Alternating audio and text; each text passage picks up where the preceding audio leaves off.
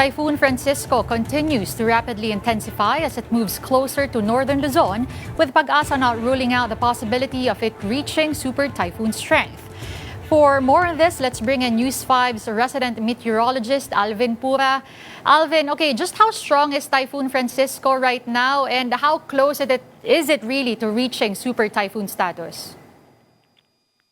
Yes, Denise, Typhoon Francisco undergone a rapid intensification from 140 kilometers per hour na maximum winds kaninang 5 a.m. In a span of 12 hours, umabot po yan sa hanggang 175 kilometers per hour as of 5 p.m. Meron siyang gustiness na nasa 215 kilometers per hour.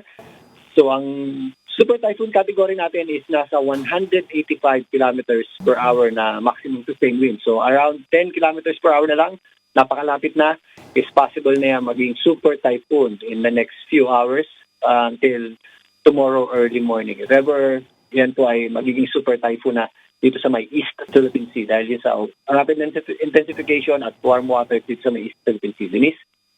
Okay, pero Alvin, ang sabi naman ng Pag-asa, this cyclone might not even make landfall, ano? Pero yung mga tao ba na situated in northern Luzon, should they still be concerned about this? Yes, sa ngayon, Denise, wala tayong nakikitang landfall scenario for Francisco. Magkakaroon yan ng close approach for tomorrow, pinakamalapit sa ating landmass sa may areas ng Batanes. Yun yung pinakamalapit niya sa proximity sa ating landmass. Pero ngayon, very close na rin po siya. Medyo malapit na rin siya sa eastern section ng Northern Luzon. So yung kanyang outer rain bands and outer wind field and yung kanyang buntot is sumasabit dun sa general area na yun. Although hindi sing lakas nung nasa gitna o yung ating super typhoon winds, meron pa rin tayong mga possible gusty winds or pabugso-bugsong hangin sa mga areas ng Northern Luzon, particularly sa eastern section nito, ang Cagayan area, and some parts ng extreme northern Luzon. So hindi naman tayo direct hit ng kanyang pinakamalalakas na hangin. Pero nonetheless, kailangan pa rin po natin mag-ready sa mga possible rains and mga gusty winds.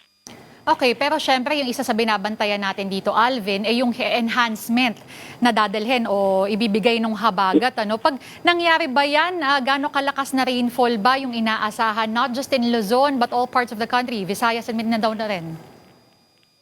Yes, as of now, meron na tayong enhancement ng habagat for Visayas and Mindanao and Palawan, some portions ng Bicol region and Isabela. Meron tayong inflow ng hangin dyan. Possible meron tayong mga scattered rains. For now, mostly yung ating malalakas na ulan is concentrated sa areas ng Occidental Mindoro, yung ating moderate to at times heavy rains. Pero ang malaking parts ng Mimaropa, meron tayong mga possible scattered rains dyan. Ngayon, scattered rains pa lang inaasahan natin, hindi pa siya gaanong kalakasan. Pero may mga times na meron tayong mga thunderstorms like nang nangyari kahapon dito sa Metro Manila, kagabi. Meron tayong mga thunderstorms. Although hindi siya tumatagal, 1 to 2 hours, pero biglang buhos ng malakas na ulan yan, which is minsan may kasama rin mga malalakas na hangin. So we should prepare for that. Pero nonetheless, hindi pa naman ganong kalakasan yung ating habagat for now. And yung effect sa Metro Manila netong habagat natin, mag-start yung kahapon, hindi pa siya part ng habagat, pero for tomorrow hanggang Wednesday, coming Wednesday, Tuesday, coming Wednesday, magkakaroon tayo ng mas maulap na panahon dito sa Metro Manila and possible din po yung ating mga scattered rains, including portions na malapit sa Metro Manila, ang Tayla, Pampanga, western portion ng Central Luzon, Zambales, Bataan, Calabarzon area, particularly ang Cavite at Batangas, kasama na rin po dyan yung Rizal. Okay. Bilang panghuli na lang, Alvin, you mentioned hanggang Wednesday, ano? But how will the rest of the week look like? Ito bang mga nagpaplano ng weekend, makakalabas ba? Continue yung ating habagat for the past few days. Magpapatuloy yan kahit makalabas na itong bagyong si Francisco sa ating area of responsibility.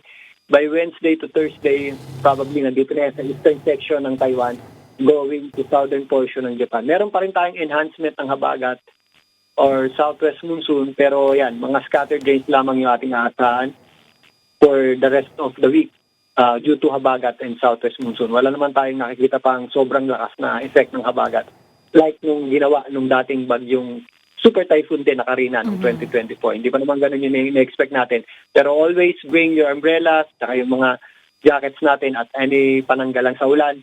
and prepare tayo, lalong-lalo na sa hapon. Pag mayroon tayong mga thunderstorms, possible yan magpabaha pa rin sa mga low-lying areas and magdulot ng mga traffic.